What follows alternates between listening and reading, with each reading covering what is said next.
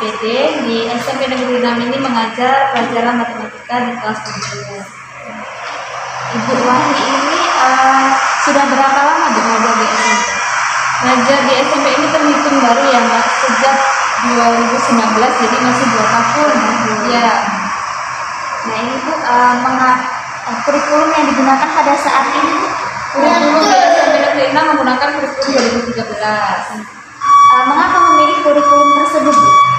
Memilih kurikulum yang diterapkan di SMP Negeri 6 ini sesuai dengan peraturan pemerintah di Menteri Pendidikan dan Kebudayaan ada di nomor 160 tahun 2014 itu tentang pemberlakuan kurikulum. Itu karena kurikulum 13 ini lebih menerapkan keempat aspek penilaian. Jadi ada penilaian pengetahuan, keterampilan, sikap, dan perilaku. Nah, untuk saat ini apakah ada kelebihan dan kekurangan dari kurikulum 2013? Kelebihan dan kekurangan itu pasti ada.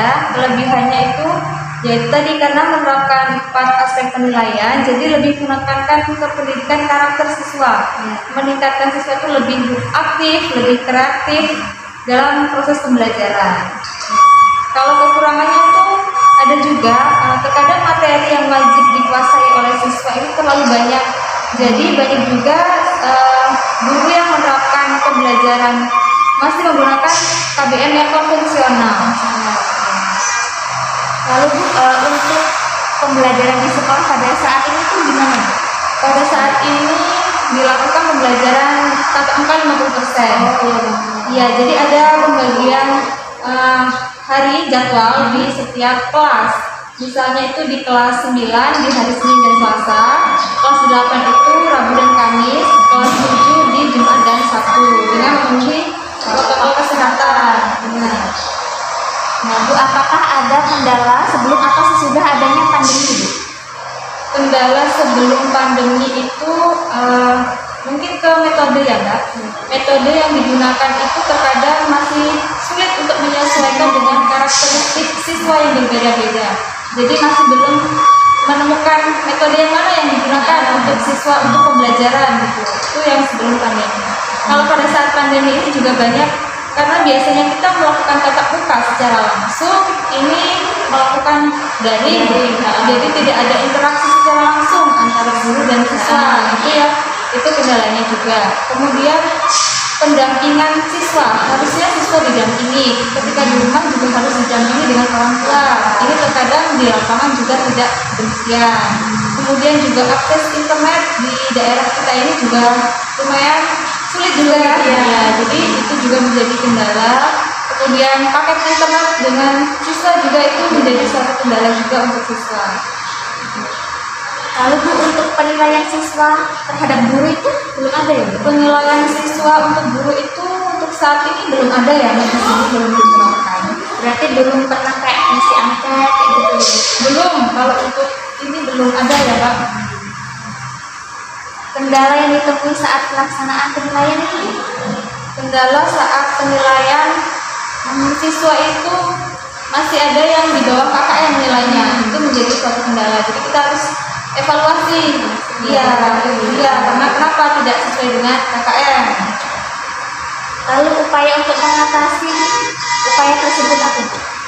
Untuk mengatasi yang di bawah KKM ya itu tadi ya, dievaluasi, kemudian diberikan remedial ke anak-anak itu. Mengapa tidak sesuai, tidak mencapai KKM? Kita evaluasi, kemudian diberikan remedial dengan soal-soal yang diberikan ke siswa. Menambah nilai. Nah, dari tugas-tugas juga bisa untuk menambah nilai. Lalu Bu, dalam proses penilaian, cara apa yang dipakai untuk mengetahui tingkat kemampuan siswa sesuai indikator? Tingkat kemampuan siswa itu banyak caranya penilaian ya Mbak. Misalnya pada pembelajaran diberikan soal-soal untuk menilai kemampuan siswa, atau untuk keampilan siswa diberikan pertanyaan, disuruh maju ke depan untuk melihat keaktifan siswa. Kemampuan itu bisa dengan soal secara langsung ataupun secara tertulis. Manfaat diadakan penilaian tersebut Bu? Manfaatnya ya kita untuk mengetahui kemampuan siswa dalam pembelajaran, sampai mana kemampuan siswa itu. Kalau belum paham diberi lagi ulang ya. Lalu bagaimana cara menyikapi siswa yang berbeda karakter dalam menilainya? strategi siswa itu untuk pengolahan kelas kita ya. Jadi itu harus ada pendekatan terhadap siswa tersebut. Berarti ngomong siswa studi. Iya, jadi diberikan ke siswa itu setiap siswa yang berbeda gitu. Lalu Bu, metode dan strategi yang digunakan untuk kegiatan belajar mengajar dan proses penilaian yang digunakan pada saat ini. Metode yang digunakan ini adalah untuk perpecahan masalah. Ya. Itu lebih ke problem solving karena untuk menekankan siswa lebih aktif bisa memecahkan masalah. Jadi untuk pembelajaran lebih terpaku kepada siswa. Baik Bu, itu saja. Terima kasih untuk informasinya Bu. Ya, sama-sama. Saya akhiri. Wassalamualaikum warahmatullahi wabarakatuh. Waalaikumsalam warahmatullahi wabarakatuh.